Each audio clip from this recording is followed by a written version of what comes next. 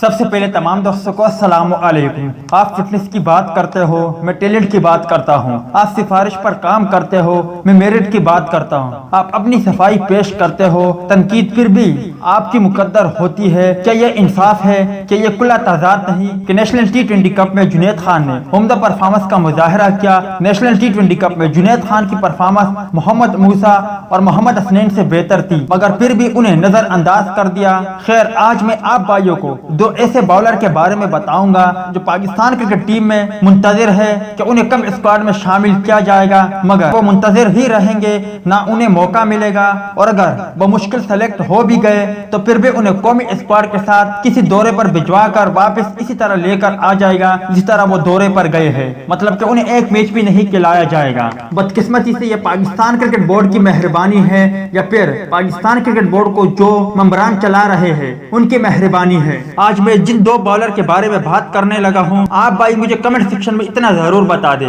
کہ کیا ان کی اسکواڈ میں جگہ نہیں بنتی اور کیا انہیں ایک موقع نہیں دینا چاہیے۔ اس حوالے سے کمنٹ سیکشن آپ کے کمنٹس کا منتظر رہے گا۔ اگر پہلے بولر کی بات کریں تو وہ ہے تابش خان، جنہوں نے 38 مرتبہ 5 وکٹوں کا کارنامہ فرسٹ کلاس اننگز میں سر انجام دیا ہے۔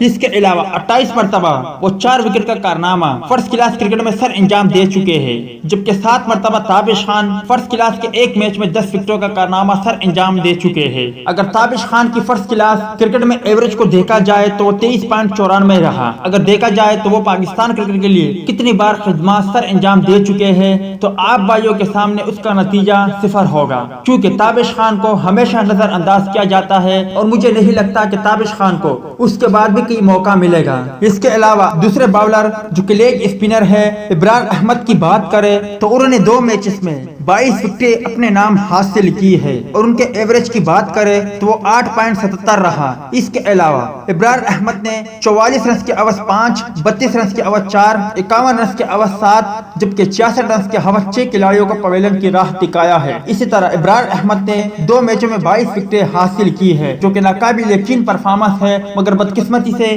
کہ انہیں بھی کبھی بھی موقع نہیں ملے گا۔ اب آپ بھائی مجھے کمنٹ سیکشن میں اتنا ضرور بتا دے کہ تابش خان اور ابرار احمد کیا انہیں قومی اسکواڈ میں موقع ملنا چاہیے یا نہیں۔ اس حوالے سے کمنٹ سیکشن آپ کے کمنٹس کا منتظر رہے گا۔